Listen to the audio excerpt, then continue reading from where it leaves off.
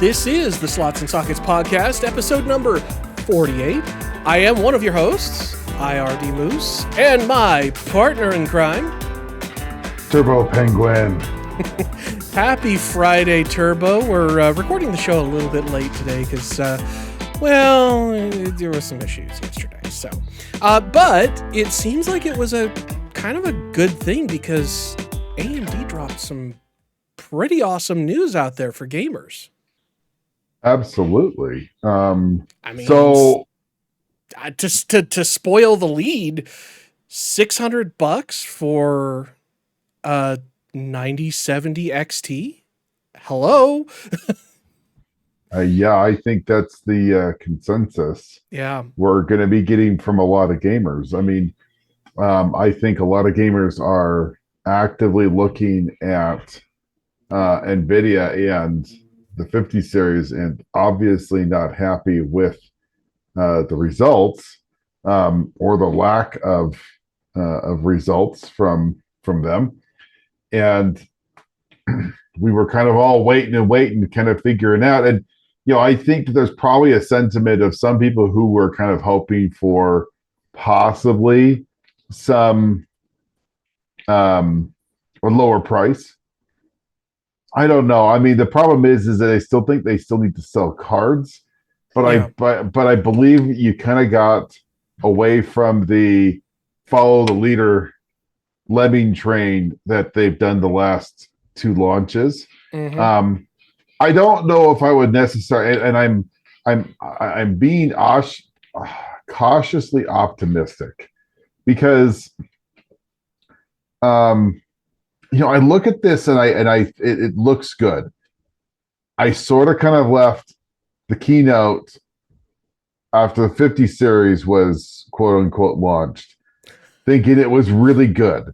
Yeah. And I am just being cautious because I don't know. I just want something good, and I'm not happy with the 50 series, and I think a lot of gamers would agree with me.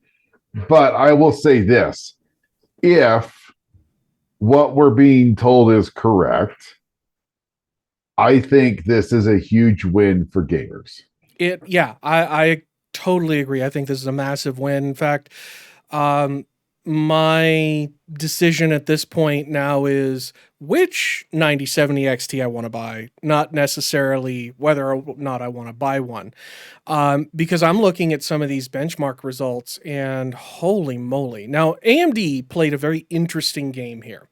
If you go and take a look at the slides that are on video cards and some that Jay's 2 Cents and Steve with Gamers Nexus showed in their episodes today, you'll see that they're comparing against the 7900 GRE, which is a very interesting card to pick because it's priced a little bit above where they priced the 9070 XT. But the 9070 XT is blowing its doors off. I mean, we're looking at frame rates with 4K Ultra ray tracing enabled in F1 2024 that are 166% faster than what you get on the 7900 GRE. And that puts it within striking distance, if not faster, than what you get with a 4080. Which is going to be the 5080. They're the same card, just different generations. What's really interesting is just looking at this, how transparent AMD is. Mm-hmm. Because they also have another where they do compare it to the 5070 Ti Super. Mm-hmm. And it does put into perspective that the 5070 Ti Super was faster in some games, in some scenarios. And Sure. It was on average 2% slower on average. There were games where it was faster. There were games where it was slower. But it's really interesting that they've been very upfront. And the one thing I absolutely loved about this, real frames. Yep. Everything they've They, talked is real frames. everything that they talked about was native resolution. No Yep. FSR, no multi-frame gen, no games. Just pure. You had 20 before. Now with this, like for instance, I'm looking at this chart. This is a chart. This is a percentage chart that AMD released. Okay, the 9070 XT versus the 7900 GRE. Okay, and at max settings, if you play, Black Myth Wukong at at ultra settings, the 9070 XT is 42% faster. Yep. Yeah, Um, and it's averaging 42% faster across the chart here that I'm looking at on video cards. And some games are better, some are worse. F124 seems to be kind of the really that and Cyberpunk 2077 both seem to be kind of the real winners for the 9070 over the 7900 GRE. And it's very interesting that they're selling a $600 card that trades blows with $1,000 card. So the question yeah, now is, do you want to spend $1,000 for Team Green just because it's Team Green? Or do you want to spend 600 and maybe go from the 9800X3D to the 9950X3D in your budgeting well, and okay, get so nearly the same performance? and I'll say this: AMD drivers have zero issues. Yep. Okay, so I know that the green hatted minions out there are going to say drivers. Okay, no, that's not it. Nope. Drivers aren't an issue. Haven't been an issue for Driver quite a long time. exactly. I haven't had any issues, with any of my AMD systems. To be honest, I really haven't had any graphical issues with my green systems either. So, Yeah. and I have plenty of them. I mean, I've So, nuked plenty of cards, but from Nvidia, but I haven't killed an AMD well, card yet, and of course stop I've only pouring had Mountain one. Dew on your video cards, and you'll Look, be in that good shape. that was a one-time thing, and to be Well, fair, your 4080s were warming my tacos. Okay. yes. So, um, look, I mean, every which way we look at this, it looks positive. Yeah. Um, Yeah. and all I will say is that um, it looks positive. Don't pre-order it. Nope. Wait for reviews. Yep. Wait for the But release. I am cautiously optimistic that this looks good, smells good, and hopefully when we have reviews out, it will taste good. But Judging by Jay's 2 cents reaction in his video today, I have the distinct feeling. Now he didn't list any numbers or anything like that, but he has done significant testing on the 9070 and the 9070 XT. He knows how they perform, and he's just like, this is a fantastic price. This is what it should be. And if he thought the performance wasn't there and this was not going to be a good chance of being the performance per dollar leader, I don't think he would have even talked about performance per dollar, or he would have said, hey, AMD needs to do better. But I I'm a little more optimistic just because I've watched that video, because I know Jay's 2 cents doesn't play the fanboy game, despite everybody on Team Red and everybody on Team Green that's diehard saying that he does, which is funny. I guess that means he's actually in the middle. But looking at these charts, if they're even remotely accurate, you're looking at in F124 right around 70 frames per second at 4K Ultra with ray tracing enabled. That would take a 4090 or a 5090 to do. But let's also just throw this out there. This is the next generation. Yep. With some drivers, we do kind of, I would guess that we're going to see some performance bump, specifically in ray tracing. Sure. Probably not so much raster, because I don't know if the cores are dramatically different. They're optimized over the 7,000 series, but I do believe that 9,000 series, the biggest change you're going to see here is ray tracing. And I think that there's probably either some driver level optimizations or software level optimizations that we'll see come through, um, that will help some of the shortcomings of ray tracing in these cards. Yeah. Look, the biggest change in this card, if you had to pick out one thing that was the biggest like increase that we saw, it's the ray tracing. Yeah. The ray tracing Yeah. performance is it's not better than what you have with the 40 or 50 series, but for considering where they were at and where they're going to be, this is a big step forward. Yeah. Um, This shows that they've been really putting some effort into the one piece of the last few generations that they've been rightfully getting beaten up on. Like for instance, like just to give you an idea, if you do Formula One 2024 just straight without ray tracing, the 9070 over the GRE is 23% faster. Okay, so 23% without ray tracing. You do the same settings at 4K with ray tracing, that 23 becomes 66. Yep. You're making a big difference in ray tracing. So for those people who are kind of like unhappy with ray tracing performance, this will be a very good card for you. Yep. And if you are getting that performance, but you want more frames, like let's just say, for example, you're playing F124 and you've got one of those fancy 600 hertz monitors and you want to use every single refresh cycle you possibly can.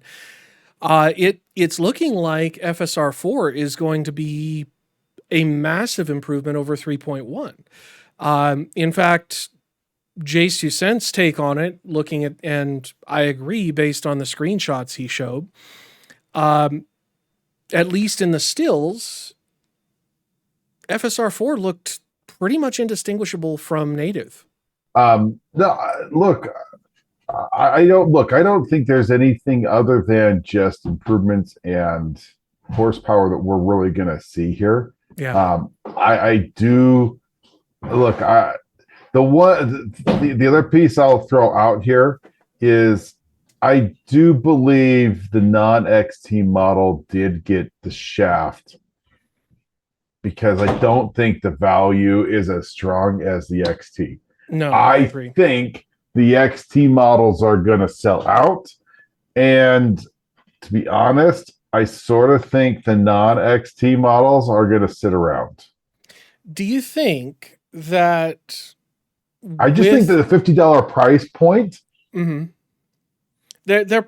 I bet they're probably going to play what they've done with other generations and drop that maybe to $100 difference. And that actually, I think, is where that card would make sense. But do you At $499, that's a good card. Yeah, I agree. And I think, that would be a good argument for price or performance there. But looking at what they've done here with the XT, I'm wondering, because I've heard several rumors that seemed credible. We're going to see potentially a card with 24 gigs, which isn't really necessary yet, but for future compatibility, that's important because, I mean, just look at how things have gone from needing 8 gigs to 16 gigs in just a couple of years. So potentially 24 gigs and potentially more compute units. So if they added, another 8 or 16 compute units to the 9070 XT to come up with an XTX. So we went from 64 to 72 compute units or, 80 compute units. And then it came with 24 gigs of memory to leverage those extra compute units. Do you think NVIDIA, or AMD rather, would push that for maybe $700 price point. And do you Well, think it would okay, there's sell? a lot of ifs. I mean, that's assuming that you I wonder if the XT is the full die. I don't think it's cut down. Doesn't sound like it is, from what I've heard. Um, and the other half I would say is that at this performance, if this is the question. Like I've been kind of thinking about this. Like, if I have a 12 gig card, like okay, if I put 16 gigs on a 4050, Mm-hmm. okay, and I have 16 gigs of VRAM on it, you'll never use it. Right, because you're never You'll going to turn never the use it. texture resolution high enough because the card You just can't handle it. because the raw performance of the card is kind of useless. Yeah. And so, you start to ask the question, okay, and I know AMD has played this because they have said, "Oh my gosh, it's all about GPU RAM," and to some extent, I agree with what they're saying to a limited extent. Right. But let's be honest: if I had 96 gigs of RAM on my video card, I'm not using it. No. I'm not coming close to using it. True. Um, and so the question I have is like, if I have a 9070 XT and I'm doing, two dual 4K, or I'm doing, 8K ultra wide, or I'm doing VR. The Mm-hmm. question is like, is my RAM the limiting factor? I'm going to guess the answer to that is no. Well, so okay, if you're talking dual 4K in like iFinity or your display, the odds that you're going to run out of frame buffer at 16 gigs is much higher uh, with what you've got, or with say a Pimax for a VR headset, simply because it has to have twice the amount of frame buffer to drive both displays. Now, that said, that's only a portion of the total graphics memory. So, um, it's not that you're necessarily going to need 24 gigs.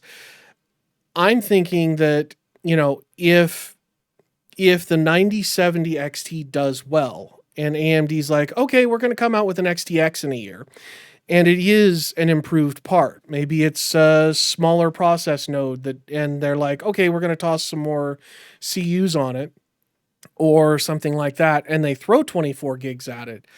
I think situations like that are going to benefit in terms of turning up the texture quality, turning up the resolution, because the higher the resolution of your display is, the more video RAM you actually need, because it has to buffer those as it sends it to or buffer those frames as it sends it to the display. So, I think there would be some benefit there. And if they launched it at $700 in a year, it would be a pretty big middle finger to NVIDIA's 5080, because I mean, look, one of the big could they do it? criticisms. Well, yeah, go ahead. Sorry. I mean, look, the question is, could they do it? Sure, they could. But all I would say is that AMD is not like NVIDIA to have a lot of these refreshes. No. There wasn't a refresh in the 7000 series. 6000 series was a little unique. I mean, you had the 6950 and the 50 series. You had the 6750. You had, and some might argue that the GRE sort of is a refresh. It's not. I think you could argue. Well, the XTX launched about 6 months later. You could kind of argue that might be a refresh, unless I'm remembering completely wrong. It's possible. I just don't see them doing that, because that would take money and time, and I think they're probably more putting money into the next generation. Yeah. And saying, look, this is done. I think you could see a refresh if they felt like they were going to kind of take it. But I also think that the fix for that is if in a year and you're getting, another 6 months out from, whatever the next generation, however they're going to call it, Mhm. 10,000 series, whatever. Um, the It'll probably be fall, the X series. That's what they but did last whatever the time. question, but they might come up with some short term piece Mm, there. I yeah. know that there was talk of a 32 gig. I just look at this and I say, okay, so a 32 gig double the RAM, and I'm sure that the gamers like see that. I just don't know if you're gonna necessarily see, because it's interesting, and I think this is very true, because AMD came out and said, why don't we have dual X3D CCDs on the 9950 X3D? Hmm. Why do I only have one CCD? And in a lot of those, responses, a key one was, well, we really weren't going to see a lot of performance bump for that. Hmm. Interesting. And so I get that that's my 2 cents. I guess that just increasing your VRAM isn't going to make your card any faster. Right. They would have to have more cores More compute and units. Yep. Yep. more compute units and ray tracing cores to increase your ability to to give a faster speed. I Right. don't think that the memory is limiting, and even in the use case scenarios we were talking about, like a Pimax, a super high resolution screen, I just don't see games pushing. I mean, maybe at 8K, Hmm. but even then, that's assuming that you have 8K textures, and most games don't have that. Right. So it would still have to upscale the textures or just make them blah. Of course, on a Pimax, I mean, you're talking about an 8K screen that's like this big. it's basically two 4K cell phones slapped together. So you might not even see the difference, but it's definitely going to look pretty. So yeah, I mean, I I yeah, I think if they did come out with, say, an XTX or a 9075 XT or something like that in a year, whatever they want to call it, um, I think they probably would do that if they ran into some issues with UDNA that's supposed to be coming in. I think it was 2027 or like late 2027. So we're looking at a roughly 2 year cadence between major releases. And if something happens where they hit a road bump and they're like, hey, we got to push this back a ways, they might just release, like an XTX edition that has more Yeah, VRAM, we has could. more compute units. But I think to your point, yeah, I think you're exactly right that just slapping more VRAM on it is not going to have a significant benefit. You need to have the extra compute units there to drive more pixels. I So mean, I yeah, think, look, the use case for increasing your VRAM is probably more suitable for AI yeah, in some respects, sure, than others. And I don't know. I don't necessarily think that we'll see um, a lot of movement as far as that goes, unless for some reason they either need to push back, or if AMD comes out with a refresh. And I would say this, I would not put past AMD, I mean Nvidia, to release a super series of the 50 series. And it is very possible that the Blackwell 50 series super, which could be on 3 nanometer, mm, would have been what Blackwell was taped out to be originally, right, and we would see lower power usage, increased clocks, and increased speed across the board, and that would be a dramatic change. Now, will they do that? I don't know. yeah, I think with Nvidia, nothing's out of the line, because I think right now, Nvidia's like on the ropes. Like, and they put themselves there by Mm, doing really dumb things. yep. We'll They pulled see. an Intel.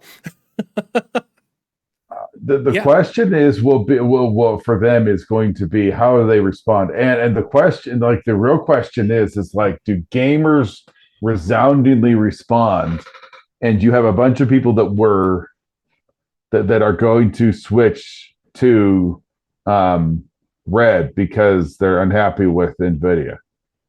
Hmm. And you know, I think that this is probably a smart thing. I Yep. think now we also know that there is going to be a 9060. Yep. Um, so we know that that's going to be a very disruptive piece depending on price and performance. Yeah. So the question is, and again, I come back to this, and I've said this before: wait for reviews before you buy anything. But I feel like at least with this launch, at least the press release, I feel like I'm not getting like taken advantage of. Like Yeah. native versus native in these slides is huge. Like I love that. Yep. I absolutely think that's such a good move for them. I part of me also wishes that they would have come out and said, okay, so here's 100 real frames versus 100 real frames, and actually made a point to be like, yes, a 9070 gets 123 real frames, and the 7900 GRE gets 93 real frames, Yep. and just call them RF real frames. Yeah. AMD real frames R trademark. RFPS. There we go. Well, and that's the other thing too is like I was looking at some of the screenshots of um, games showing high FPS numbers with FSR 4.0 running, and one of the things I would like to see with AMD is that they don't just give you the frame rate of what's getting sent to your display, but they give you the frame rate of the game that's generating the frames. And that would be, I think, an even bigger blow because Nvidia's not showing that. They're just showing you, oh yeah, and without DLSS with multi frame gen, you're only getting 27 frames per second with everything maxed out in at 4K Ultra on Cyberpunk with path tracing on. But hey, you get 200 in with multi frame gen.